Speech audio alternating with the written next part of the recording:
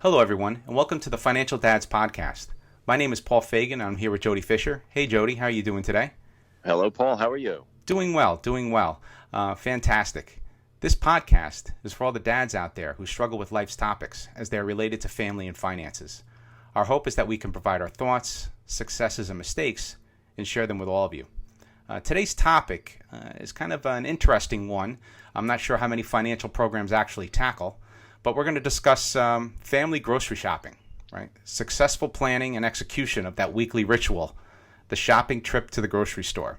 So you tuned into an exciting podcast. No, I'm just kidding. Yeah, who would have thought that we'd have a whole podcast dedicated to this? But I'm telling you, I have so many thoughts on this. When I was putting together my notes for the podcast, it was amazing how much I do have in terms of.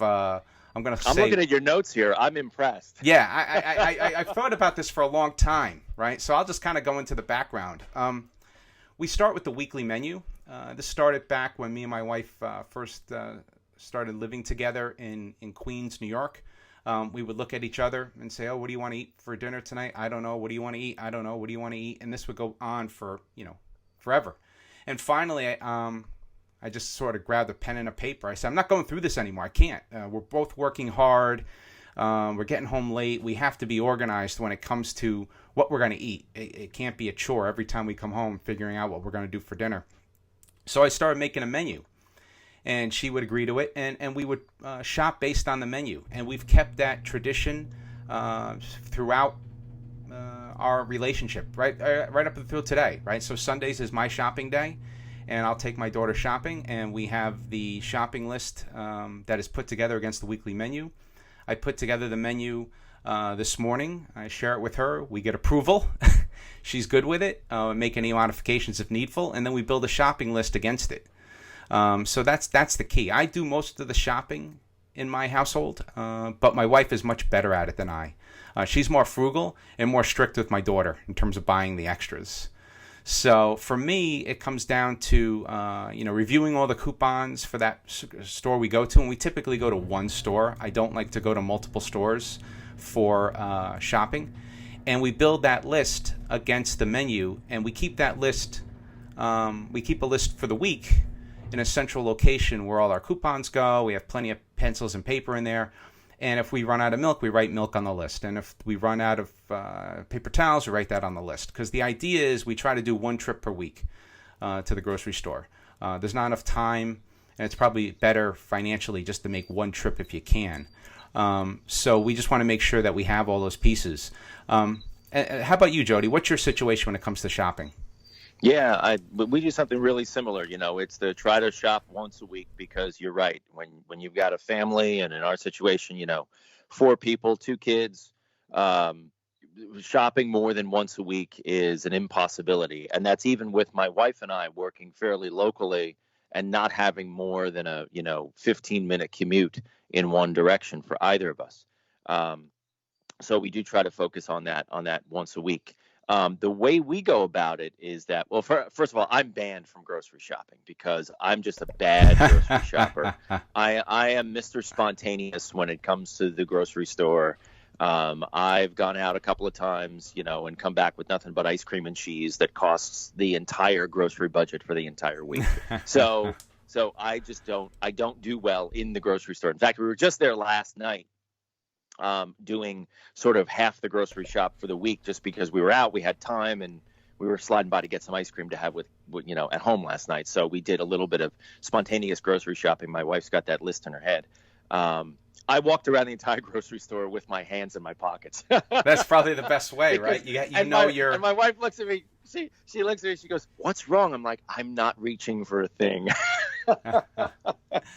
Well, that's good. You know your limitations, right? You know your weaknesses. And I know my place. But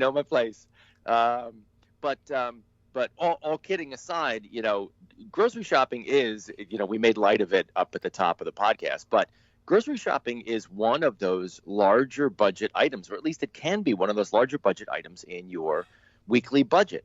And so, we think that it's really important to make sure that you are spending that money effectively. Going back to my core idea of being intentional with your money. If you're not intentional with your grocery budget every week, you are going to slide off the rails. You're going to end up ordering out a couple of times. And ordering out for a family can be $50 to $75 to maybe even $100, depending on what you're ordering and what you prefer to eat. You got to be really careful, I think, with what you buy and how you budget and how you purchase food. We have a family discussion on what to buy every week. It's usually Saturday morning or Sunday morning, depending on when my wife wants to go out and do the shopping. She tries to get out early before all the crazies. We always get the kids involved. We sit down, we have a little mini family meeting.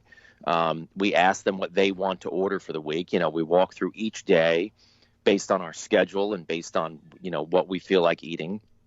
Okay, Monday night is baseball practice, so we're going to have to rush. We'll have hot dogs that night. Tuesday night, nobody's got anywhere to go. Okay, Taco Tuesday night or whatever that is. But the point being is that we've tried to create this habit of them speaking up and saying what they want to eat, because I don't know about you, Paul, but I don't have enough fingers to count the number of times that my kids have sat down, looked at what my wife has spent the last hour cooking and gone, do we have any mac and cheese? Yeah, that happens a lot in my house. And I agree with you. I left out one important point, and that is mapping the menu to your life, right? Mapping it to the calendar. So there are a couple of days a week that it's really impossible to do any real cooking in the house, so we have to improvise. And we also find that taking the kids out not only is a financial drain, but it's an energy drain, right? The last thing sometimes we want to do when we get home from work is put everyone in the car and go to a restaurant and deal with the squirmishness and waiting and service. It's just easier for us to make that list, and we know what we're going to have and when we're going to have it. Now, we have some latitude within that week to move things around, but we generally stick to the plan if we can. The other key thing is we maintain that list throughout the week. So like I said earlier, if we run out of something, we add it to the list. And the rule in the house is if it's not on the list, it won't get bought. So I'm not a mind reader. Just like I think you just said your wife has the list in her head. I tried that. It doesn't work for me. It doesn't work she for my writes wife. it down. Don't get me wrong. It's just that there's things you buy every week that we need milk. Yeah, no, understood. I think it's the little things that I'll overlook that we turn around and say, oh, we don't have that, right? So especially if you don't have an ingredient, right? That's the other thing that's key. The other thing I do when we go to the shop on a shopping trip is look at the end caps in the shopping center, in the shopping store. In the grocery store, thank you. In the grocery store, you have your end caps where you have your sale items and some of these other pieces. I look for what's going on there and scan those as I'm walking by. One of the things we do in our house is we have this concept, I'll call it, I'm not plugging them, but I have what I call the Costco shelf in the basement. So it's a 6 foot wide, maybe it's 6 or 7 feet high, 5 foot wide by 3 foot deep shelving unit just dedicated to bulk storage. So toilet paper and paper towels and canned goods and anything that's really non-perishable that has a longer shelf life. Because if I'm in the grocery store and I see, and I've gotten the hang of it, if I see ketchup on sale and it's way cheaper if you buy, if you buy 2 for 1, or if they're down on a real good sales price, I'll buy 4, stick them on the shelf. Sure, absolutely. So that's one of the things that we like to do. So we buy in bulk when appropriate. We don't buy meats in bulk. I don't buy meat in bulk or fresh fruit in bulk. I know families that use Costco a lot, or any of the other, so there's Costco, Sam's Club. There's a lot of these different clubhouses. And I just was never good at buying 6 pounds of grapes and 20 pounds of chopped meat, because inevitably it would go bad on me. Whether you freeze it or you try to keep it fresh, inevitably I wind up throwing out more than I've eaten, and the cost savings is not worth it. So for me, I really don't go to Costco all that often. In fact, I use my uncle's membership. I go with him when appropriate, and I'll load up on those things I talked about before. But I rarely buy anything outside of my normal grocery store. I have my normal grocery habit. I look for the sales there, because toilet paper and paper towels, what I've noticed in the big grocery stores, they do have good deals on them. You just have to know when to buy them. So it's like pulling the trigger when you know they're cheap.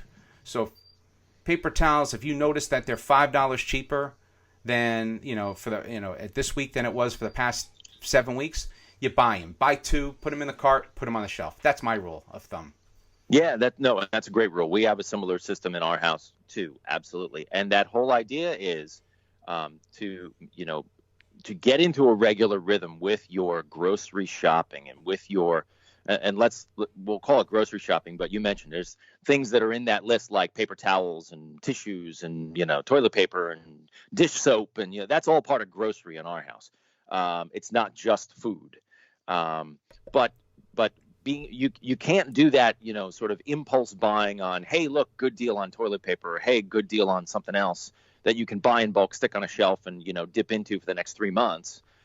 If you don't have your budget down, because if you don't know what you're spending on everything else, you're inevitably going to go over. And then even if you're over, $20, people think, oh, $20 not a big deal. You do that 6 times in a row, you're over, by more than $100, and now your budget might be in trouble. So you really need to make sure, and going back to the top of what we said, the weekly grocery shop is a big ticket item, especially in a family household. So make sure that you have a handle on what you're spending, what you're buying. Paul, to your point, don't buy things that you're either not going to eat, are going to go bad, or you buy too much of it, you can't eat it in time. Buying a whole bunch of, like you said, grapes or meat because there's a great deal, but you throw out half of it. Picture throwing the money that you spent on that stuff directly in the garbage. I mean, I've sometimes done that in frustration with my kids. When they don't eat, they pour a giant bowl of cereal and they eat 3 spoonfuls of it. Right. I've gone to my daughter. I've said, look, that whole bowl of cereal costs $5, and I've held up a $5 bill. So see this $5 bill? Bang, and I throw it in the garbage. She's like, what did you do? I'm like, that's what you just did with the cereal. Oh, that's very smart. You can't do that. Right? You'd never throw a $5 bill in the garbage, but you're throwing $5 worth of cereal in the garbage. And I'm stretching the truth there to make the point.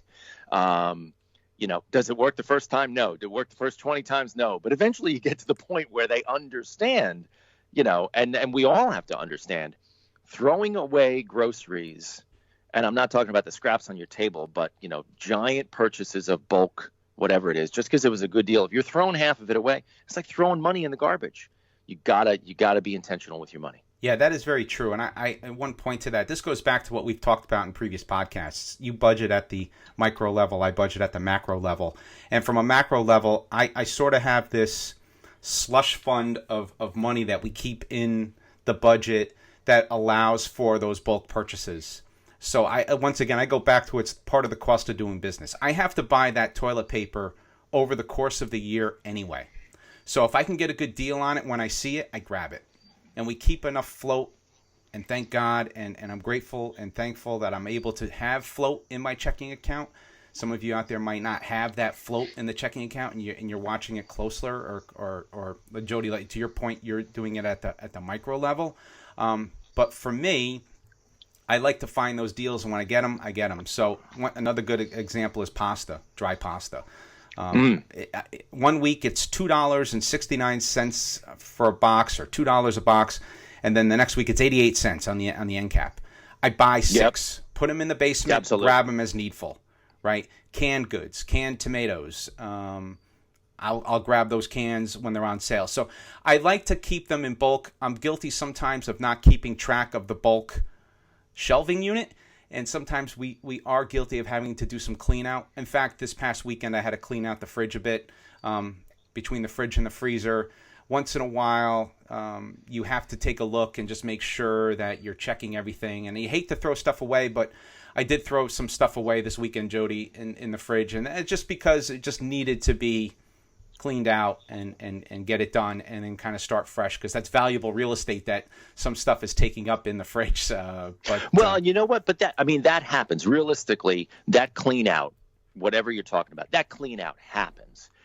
But can you imagine if you're cleaning out more than half of your fridge every other week because you've overbought? That, again, is like taking money and throwing it directly in the garbage. So to minimize the amount of clean out that you have to do, I think it was really, really important.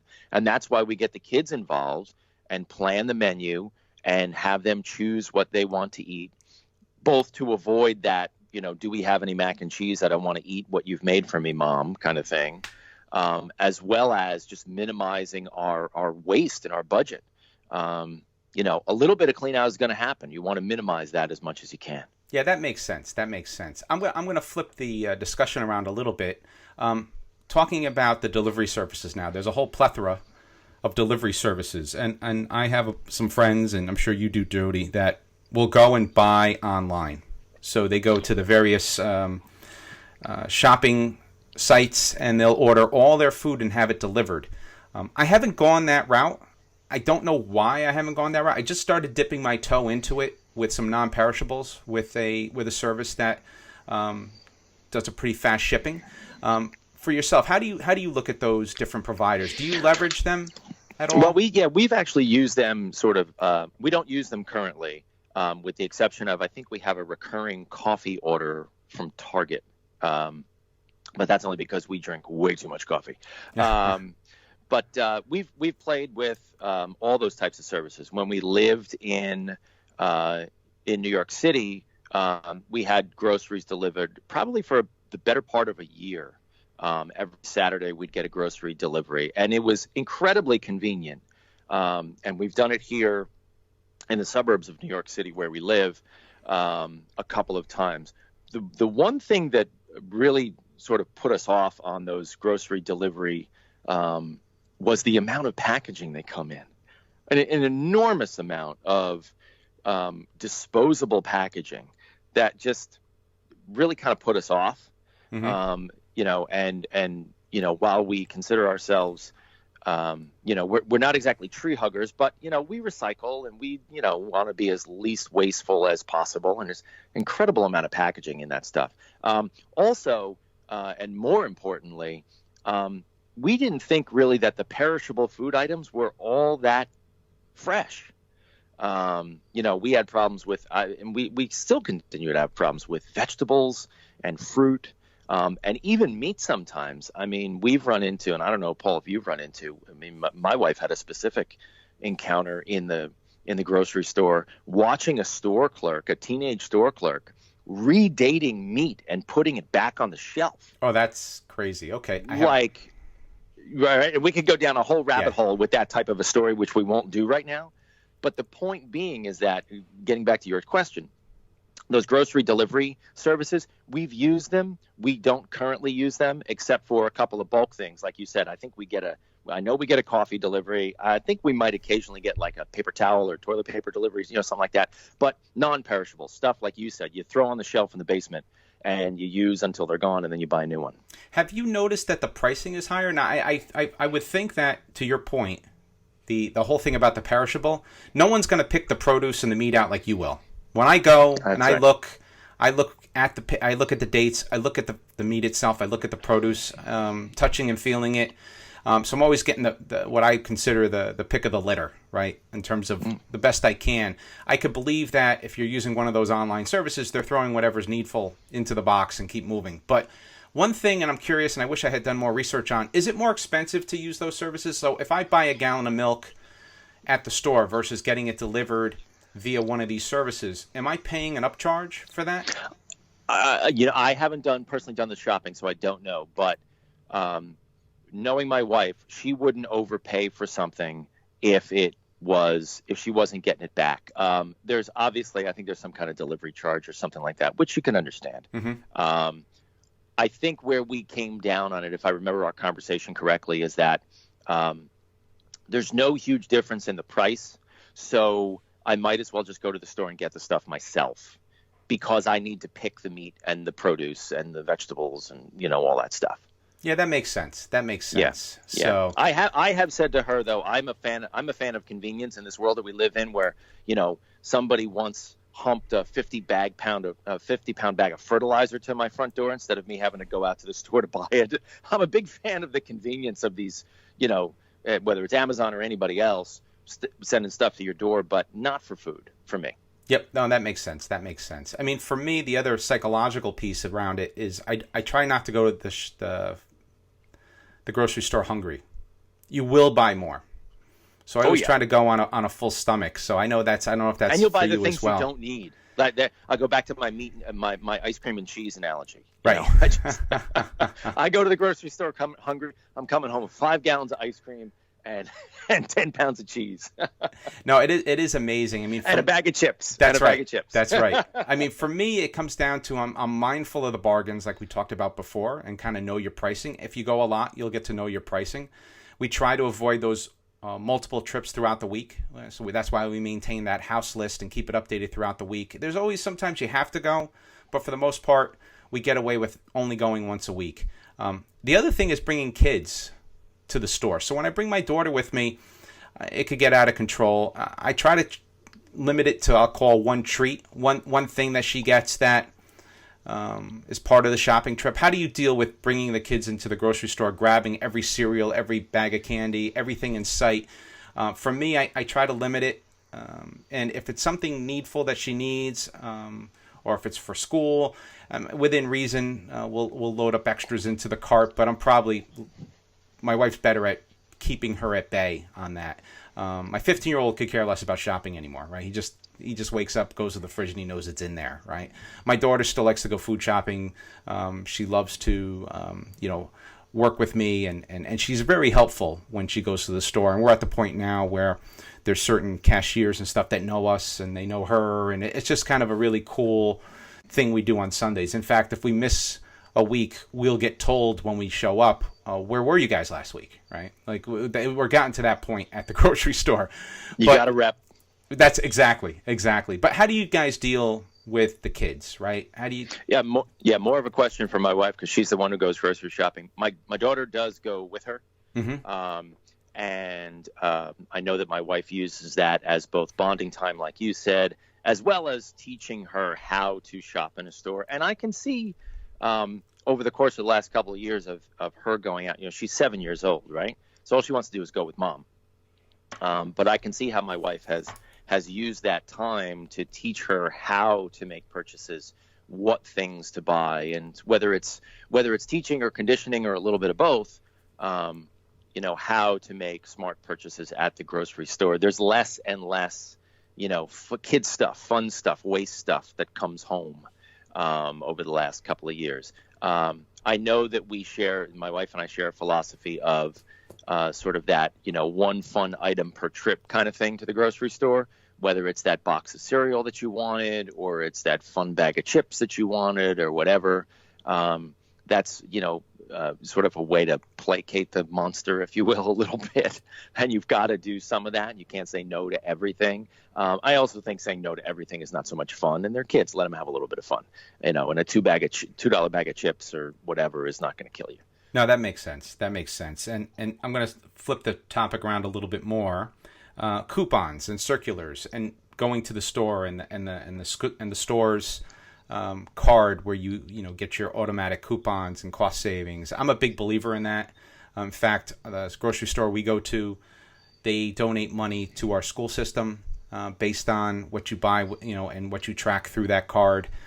So they encourage the families to make sure that they're using their card when they go to that particular grocery store chain, and it gives the some kickback or some funding to the schools.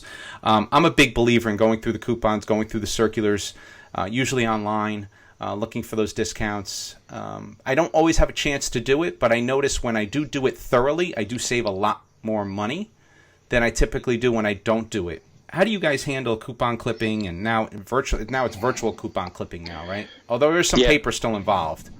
Yeah, again, that's my wife's domain, not mine, so I can't really talk with a lot of information on that. I will say this, though. That goes back to being intentional. You would talk about there's no more intentional behavior, Paul, than what you do. Sit down and either clip coupons or just being aware of what the prices are, what specials there are, what sales are on, what electronic coupons are involved, going to maximize your purchasing ability when you do go out to buy what you can buy. Because here's the other game that you can play with your grocery budget. there are some weeks where you need more, and there are some weeks that you need less. On those weeks that you need less, it's great to get by with a little bit of less, because that's more money that stays in your pocket, that stays in your budget, that can either go into savings or just float through in the checking account and buffer up your balance in your checking account. You don't have to go out and do a full-blown grocery shop every single week, and fill up that refrigerator with things that are either going to go bad or sit in there so long they have to get thrown out. Being intentional and being effective with the way you make those purchases every week can also be really helpful in your weekly budget. The other thing I just wanted to touch on too was that you mentioned it before, eating out. We do factor one night eating out into our budget. Even if it's that, it's going to the local hamburger chain or whatever, to get the kids what they want to eat. It started with, Friday night, and okay, mom's been cooking all week. So Friday night, let's give her the night off and let's go eat out. But we have budgeted that in as well into our grocery budget. Yeah, same here. I do the same thing. And it sounds like for you guys, and I think you touched upon it, and this is an obvious one, you pay cash when you go grocery shopping. For me, this goes back to what we've talked about in the past. I do have a joint credit card that me and my wife share. The grocery items do go on the joint credit card, but admittedly, it's not like paying cash. And I think it's more painful if you walk up to the register and you lay out two $100 bills or three $50 bills or two $50 bills, whatever that shopping trip cost you. I think it's much more painful to pull money out of your wallet than to swipe that credit card.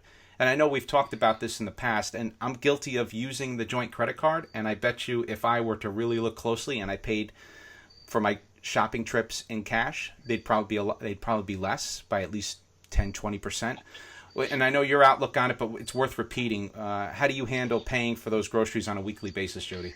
We pay for everything in our household with cash. There's not a thing that we buy that we don't use cash on. It's all budgeted down to the penny, and we make sure that we're not using credit for anything. I've said this in the past, we only use credit for, like a large purchase, like a couch or a TV or whatever, and we'll buy it on the credit card just so there's not that transaction going back and forth that's messing up the cash flow in the checking account. We'll buy it on the credit card. We'll pay it directly out of the savings account that we put aside to pay for it. It's all cash in our house, all cash all the time.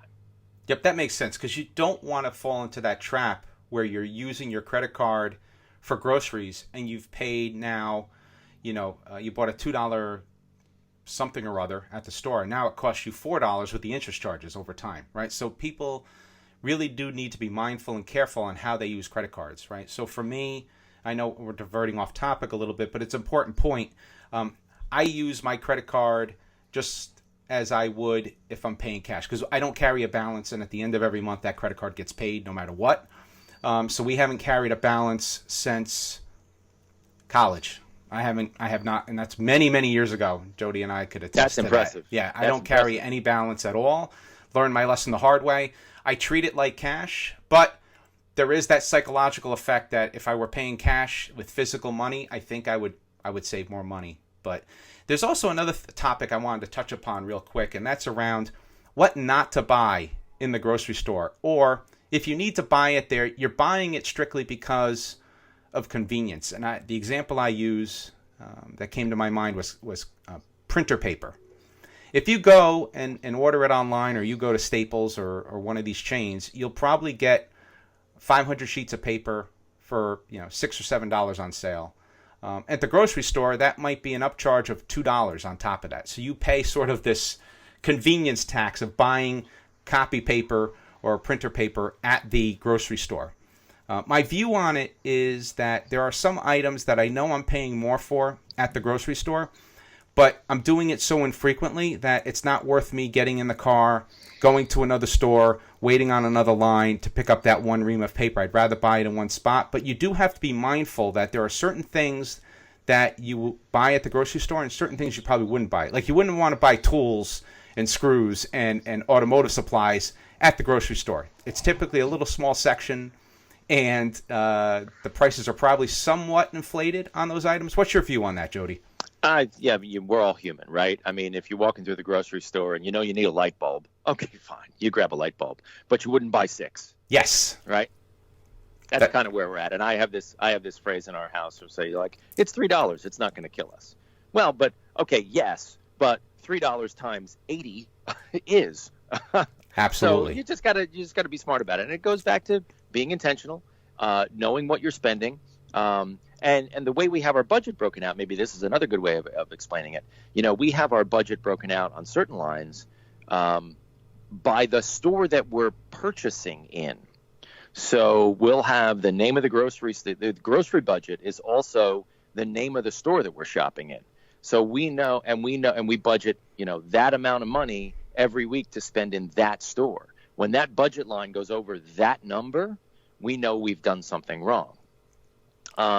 So while there's, a mortgage budget line, or there's a gas budget line, or there's a utility company budget line, there's also the grocery store budget line. And there might be 3 different grocery stores, and we'll budget a certain amount of money to spend in each store, because we know we spend approximately that much in each store each week.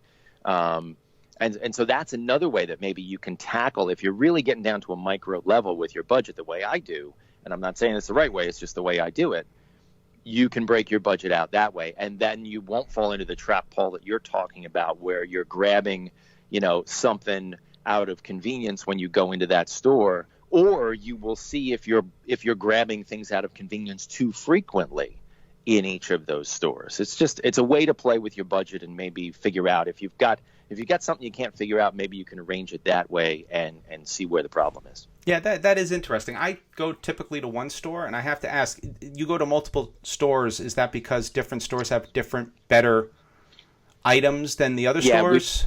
We've been shopping. My wife has been shopping in 2 different grocery stores, one because the produce is better, the fresh stuff is better in the one store, and she goes to the other store for the more bulk stuff. The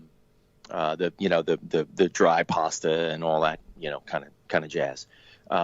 So she has been making 2 trips. I will say that second store she's going to for the fresh stuff recently has not been very fresh, and we're actually pivoting away from that store, and we're trying other options to find that fresh food. And that's an underlying, note here in our conversation. And I said, we could go down a rabbit hole on this, but you've also got to make sure that you're buying good food. Don't spend your good money for crap food. Good point. It's real. I mean, I again, rabbit hole warning here, but I think we have a serious problem in our country with the food chain, and I think there's a lot of issues going on. The fresh food doesn't look as fresh, at least to my eyes, recently. That is interesting. I guess we could probably have a part 2 of this podcast where we talk about organics versus non-organics. There's a lot of different things we can do to talk about, but I think we've covered a lot here, which is surprising to me because I didn't think we'd have this much to talk about. And this is one of our longer podcasts, so we're just talking about grocery shopping, which is amazing to me. So kind of the summary recap, I think my 2 main points, or I'll kind of shout them out, is have a list, make a menu. That's probably one of my biggest recommendations for all of you out there. If you're tired of staring at each other and talking to the kids and fighting over what you're going to eat for dinner tonight, make the menu, shop against that list, and don't go to the grocery store hungry. How about yourself, Jody? What are your takeaways for this week?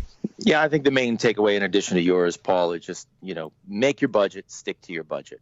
Nothing will drill a hole in your plans faster than going over budget on something. And groceries is probably the easiest thing to go over budget on, and go over budget on frequently, because you're shopping every week.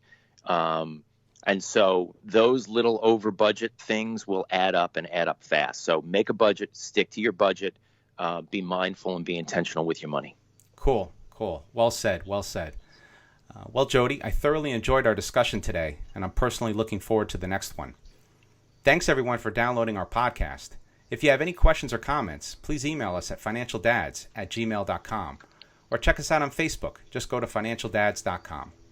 So with that, this is Paul and Jody reminding you, managing finances can be stressful, but that's why the Financial Dads are here to help you plan for success. Have a good one, everybody. Be well, and thank you.